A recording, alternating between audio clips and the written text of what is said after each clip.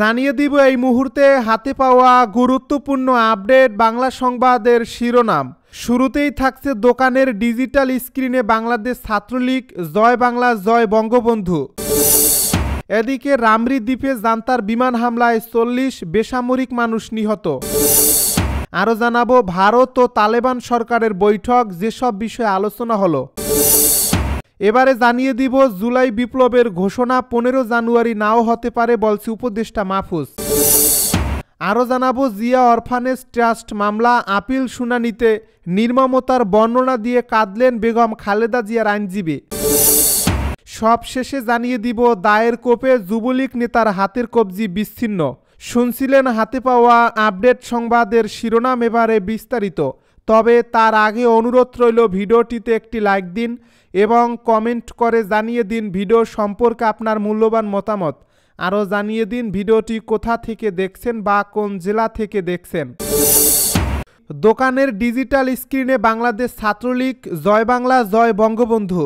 শেরপুর শহরের একটি দোকানের ডিজিটাল বোর্ডের স্ক্রিনে ভেসে উঠল নিষিদ্ধ ঘোষিত সংগঠন বাংলাদেশ ছাত্রলীগ জয় বাংলা জয় বঙ্গবন্ধু লেখা। বুধবার রাত 9:30টার দিকে শহরের মুন্সিবাজার এলাকার রাজ ক্রোকারিজ অ্যান্ড গিফট শপের দ্বিতীয় তলার সামনের ডিজিটাল বোর্ডের স্ক্রিনে এই লেখা ভেসে ওঠে। এ ঘটনায় জড়িত অভিযোগে পুলিশ দোকান মালিক সহ দুজনকে আটক করেছে। তারা হলেন জামালপুরের বাসিন্দা আব্দুল মালেকের ছেলে দোকানের মালিক মোহাম্মদ রাজু মিয়া ও দোকানের কর্মচারী শেরপুর সদর উপজেলার রৌহা এলাকার সাইফুল ইসলামের ছেলে মোহাম্মদ কাউসার। পুলিশ ও এলাকাবাসী সূত্রে জানা গেছে বুধবার রাত 9:30টার দিকে শেরপুর শহরের মুন্সিবাজার এলাকার রাজ ক্রোকারিজের ডিজিটাল সাইনবোর্ডে নিষিদ্ধ ঘোষিত বাংলাদেশ ছাত্রলীগ জয় বাংলা জয় বঙ্গবন্ধু লেখা প্রদর্শিত হতে দেখা যায়। কিছুক্ষণের মধ্যে এটির ভিডিও চিত্র সামাজিক যোগাযোগ মাধ্যমে ছড়িয়ে পড়ে। এক পর্যায়ে জেলা ছাত্র দলের নেতা আবুল হাসনাত ডিয়ন, জাকির হোসেন, খালিদুজ্জামান সিদ্দিকী, আসিফ সহ নেতাকর্মীরা ও বৈষম্য বিরোধী ছাত্র আন্দোলনের নেতারা সহ উত্তেজিত জনতা ওই দোকানে গিয়ে নিষিদ্ধ সংগঠনের নামে প্রচারণার অভিযোগ করেন। তারা এর প্রতিবাদ ও ক্ষোভ প্রকাশ করেন। সংবাদ পেয়ে শেরপুর সদর থানার পুলিশ ঘটনাস্থলে গিয়ে পরিস্থিতি নিয়ন্ত্রণ করে এবং দোকান মালিক সহ দুজনকে আটক করে থানায় নিয়ে যায়। রামরি দ্বীপে জান্তার বিমান হামলায় 40 বেসামরিক নিহত। মিয়ানমারের পশ্চিমাঞ্চলীয় রাখাইন রাজ্যের রামরি দ্বীপ এলাকায় দেশটির ক্ষমতাসীন জান্তা বাহিনীর বিমান হামলায় শিশুসহ অন্তত 40 জন বেসামরিক লোক নিহত হয়েছে। এই হামলায় আহত হয়েছে আরও 20 জন। বিমান হামলায় মৃতের সংখ্যা আরও বাড়তে পারে বলে আশঙ্কা করা হচ্ছে। বৃহস্পতিবার স্থানীয় একজন উদ্ধারকর্মী ও একটি জাতিগত সংখ্যালঘু সশস্ত্র গোষ্ঠী ফরাসি বার্তা সংস্থা এএফপিকে এ তথ্য জানিয়েছে। এর আগে বুধবার রাখাইন রাজ্যের রামরি টাউনশিপে আরাকান আর্মি নিয়ন্ত্রিত একটি গ্রামে বিমান হামলা চালিয়ে শিশুসহ অন্তত 40 জন বেসামরিক লোক নিহত হয়েছে। নিহতদের মধ্যে নারী ও শিশু ও বয়স্ক মানুষ রয়েছে বলে স্থানীয়রা জানিয়েছে। এ সময় প্রায় 500 বসতবাড়ি ধ্বংস হয়েছে। স্থানীয় বাসিন্দারা জানিয়েছে বোমা হামলার ফলে ছড়িয়ে পড়া আগুন দ্রুত ঘনবসতিপূর্ণ আশেপাশের এলাকায় ছড়িয়ে পড়ে। এ সময় শত শত ঘরবাড়ি পুড়ে ছাই হয়ে যায়। রাখাইনের সশস্ত্র বিদ্রোহী গোষ্ঠী আরাকান আর্মি রাজ্যটির নিয়ন্ত্রণের লক্ষ্যে দীর্ঘদিন ধরে জান্তা বাহিনীর বিরুদ্ধে লড়াই চালিয়ে আসছে। গত বছর এই রাজ্যের বিস্তীর্ণ অঞ্চলের দখল নেয় আরাকান আর্মি। ইতিমধ্যে রাখাইনের রাজধানী শিওরে সঙ্গে রাজ্যের অন্যান্য অঞ্চলকে বিচ্ছিন্ন করে ফেলেছে বিদ্রোহী গোষ্ঠী। ভারত ও তালেবান সরকারের বৈঠক, যেসব বিষয়ে আলোচনা।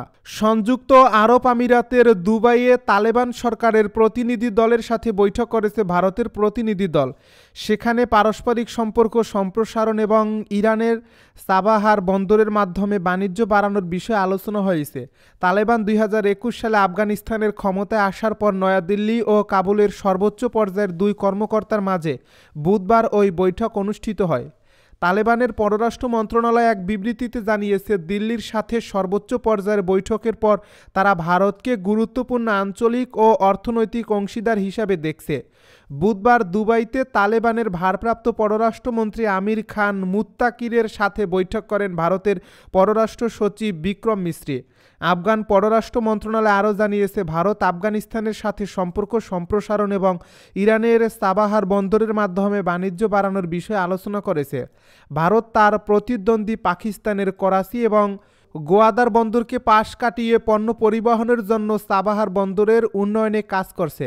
মন্ত্রণালয় আরও বলেছে, আফগানিস্তানের ভারসাম্যপূর্ণ ও অর্থনীতি কেন্দ্রিক পররাষ্ট্রনীতির সাথে সামঞ্জস্য রেখে ইসলামী ইমারাতের লক্ষ্য হল গুরুত্বপূর্ণ আঞ্চলিক ও অর্থনৈতিক অংশীদার হিসাবে ভারতের সাথে রাজনৈতিক ও অর্থনৈতিক সম্পর্ক জোরদার করা। তিনি আরও বলেন, কবে কিভাবে ঘোষণা দেওয়া হবে সে বিষয়ে আগামী সপ্তাহে সিদ্ধান্ত নেবে সরকার। উপদেষ্টা আরও বলেন, সরকার মনে করে বৃহত্তর ঐক্যমতে পৌঁছাতে না পেরে শিক্ষার্থীদের পক্ষ থেকে এ ঘোষণা দেওয়া হলে বর্তমান ঐক্য ও স্থিতিশীলতা বিঘ্নিত হতে পারে। তিনি আরও বলেন, জুলাই মাসের গণ অভ্যুত্থানের বিষয়ে রাজনৈতিক দল ও অন্য অংশীজনদের সাথে সংলাপ আগামী সপ্তাহে শুরু হবে। তিনি আরও বলেন, জুলাই মাসের গণ অভ্যুত্থানের সাথে শুধু রাজনৈতিক দল নয়, অন্য অংশীজনদের সাথে আলোচনা করে একটি দলিল প্রণয়নের দায়িত্ব নিয়েছে সরকার। জুলাই বিপ্লবের ঘোষণা 15 জানুয়ারি নাও হতে পারে, উপদেষ্টা মাহফুজের মন্তব্য। বৃহত্তর ঐক্যমত অর্জনের জন্য আরও সময়ের প্রয়োজন উল্লেখ করে ডক্টর ইউনূসের নেতৃত্বাধীন অন্তর্বর্তী উপদেষ্টা মাহফুজ আলম বলেছেন, পূর্ব পরিকল্পনা অনুযায়ী 15 জানুয়ারি জুলাই বিপ্লবের ঘোষণা নাও হতে পারে। তিনি আরও বলেন, আমরা এটিকে একটি অন্তর্ভুক্তিমূলক ও সমন্বিত দলিল হিসাবে তৈরি করতে চাই। বৃহস্পতিবার প্রধান উপদেষ্টা ডক্টর মুহম্মদ ইউনূসের সভাপতিত্বে প্রধান উপদেষ্টার কার্যালয় উপদেষ্টা পরিষদের বৈঠক শেষে ফরেন সার্ভিস একাডেমিতে এক সংবাদ সম্মেলনে তিনি একথা বলেন। মাহফুজ আলম বলেন, ঘোষণাটি উল্লেখযোগ্য বিলম্ব হবে না এবং বৃহত্তর ঐক্যমতে পৌঁছানোর পরে এটি করা হবে। তিনি আরও বলেন, শিক্ষার্থীদের দাবি ছিল 15 জানুয়ারির মধ্যে ঘোষণা করার। যেহেতু সরকার সব অংশীজনের সাথে কথা বলতে চায়, তাই এটার আরও কিছুদিন বাড়ানো হতে পারে, তবে খুব বেশি দেরি হবে না। আপিল শুনানিতে নির্মমতার বর্ণনা দিয়ে কাঁদলেন বেগম খালেদা জিয়ার আইনজীবী। জিয়া অরফানেজ ট্রাস্ট মামলায় হাইকোর্টের দেওয়া 10 বছরের সাজার রায়ের বিরুদ্ধে বিএনপি চেয়ারপারসন বেগম খালেদা জিয়ার আপিলের শুনানিকালে বেগম খালেদা জিয়ার উপর ঘটে যাওয়া নির্মমতার বর্ণনা দিয়ে আদালতে কেঁদেছেন তার আইনজীবী ব্যারিস্টার কায়সার কামাল। শুনানিতে তিনি বলেছেন, এটা সাধারণ কোনো মামলা নয়। এই মামলা রাজনৈতিক উদ্দেশ্যে করা হয় এবং সাবেক প্রধানমন্ত্রী বেগম খালেদা জিয়াকে সাজা দেওয়া হয়। উনাকে সামাজিকভাবে হেয় প্রতিপন্ন করা হয়েছে। নিম্ন আদালতে বিচার চলাকালে উনাকে বসতে পর্যন্ত দেওয়া হয়নি। আমরা অনেক সময় আদালত উনার বসার চেয়ার নিয়ে গিয়েছে, কিন্তু আদালতের উপর অনাস্থা দেওয়ার পরও জোর করে ওনার বক্তব্য নেওয়া হয়েছে। ওই সময় প্রসিকিউশনও তার উপর নির্মমতা দেখিয়েছে। এসব আদালতের এসব রেকর্ড এবং তার আত্মপক্ষ সমর্থক করে দেওয়া বক্তব্য তুলে ধরে এক পর্যায়ে বেগম খালেদা জিয়ার উপর ওই সময় ঘটে যাওয়া নির্মমতার বর্ণনা দিতে গিয়ে আবেগ আপ্লুত হয়ে আদালতে কেঁদে ফেলেন ব্যারিস্টার কায়সার কামাল। তিনি আদালতে বলেন, উনাকে বাড়ি থেকে বের করে দেওয়া হয়েছে। উনি ছেলেকে হারিয়েছেন। 40 বছরের বসত বাড়ি থেকে উনাকে বের করে দেওয়া হয়। অপরদিকে দিনের পর দিন উনাকে আদালতে হেয় করা হয়েছে। যিনি পিপি ছিলেন তিনি আদালতে অপমানজনক ভাষায় কথা বলেছেন। দায়ের কোপে যুবলীগ নেতার হাতের কবজি বিচ্ছিন্ন। মৌলভীবাজারের ঝুরি উপজেলায় বড় ভাইয়ের দায়ের কোপে এক যুবলীগ নেতার হাতের কবজি শরীর থেকে বিচ্ছিন্ন হয়ে গেছে। এ ঘটনায় অভিযুক্ত ওই বড় ভাইকে গ্রেপ্তার করেছে পুলিশ। বৃহস্পতিবার বিকেলে ঝুরি থানা পুলিশ অভিযান চালিয়ে তাকে গ্রেপ্তার করেছে। হাতের কবজি আলাদা হওয়া ভুক্তভোগী যুবলীগ নেতার নাম শামসুদ্দিন, অভিযুক্ত তার ভাইয়ের নাম শাহাবুদ্দিন। তারা উভয়ই উপজেলার সাগরনাল ইউনিয়নের জাঙ্গালিয়া এলাকার বাসিন্দা আসার উদ্দিনের ছেলে। জানা যায়, বাড়ির জায়গায় শামসুদ্দিন ড্রেন নিষ্কাশন করতে গেলে তার বড় ভাই শাহাবুদ্দিন বাধা দেন।